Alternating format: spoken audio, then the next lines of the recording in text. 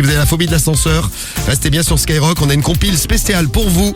Et oui, ils ont eu un problème dans l'ascenseur et ils ont fait la une de l'actu. On s'en occupe avec Rémi. C'est la compile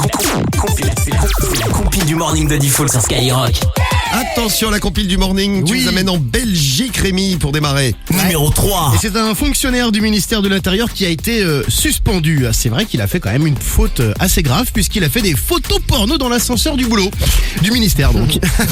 Alors ses collègues l'avaient reconnu dans un reportage français, un reportage de chez nous, donc consacré aux personnes qui arrondissent leur fin de mois grâce à l'industrie pornographique. Ils ont également découvert qu'elle publiait des photos sur les réseaux sociaux et que certaines de ces images avaient été prises dans l'ascenseur justement en question et dans une salle de réunion de la direction du ministère à Bruxelles. Donc cette fonctionnaire était vraiment dans l'industrie pornographique en faisant des petites photos pour arrondir ses fins de mois, sauf qu'elle s'est fait griller. C'est dommage pour tous ceux qui la suivaient sur les réseaux. Bon, je vais vous amener aux États-Unis là maintenant. Numéro 2. Le record du monde de coinçage dans un ascenseur est détenu par un New-Yorkais. New-Yorkais après une pause cigarette. Il avait fumé sa petite clope en bas de l'immeuble. Il est remonté. Il devait remonter à son bureau au 43e étage. Combien de temps est-il resté bloqué dans l'ascenseur? 3 heures, 4 heures. 2 jours, 3 jours, une petite semaine. Bon, Romano, t'es pas loin.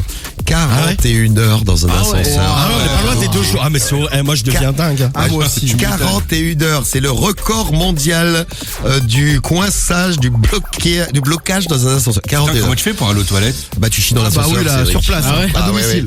C'est vrai que c'est la seule question qui se pose. Oui, Mais moi tu sais que je casse la cabine, je sais pas, je me débrouille mais je reste pas dedans 41 heures. Eh ben, tu En casses plus, la il y en a, cabine.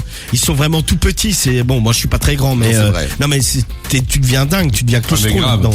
tu casses la cabine plutôt de casser les chiottes parce qu'il n'y a pas de chiottes dans les ascenseurs malheureusement. C'est même aux États-Unis. Hein.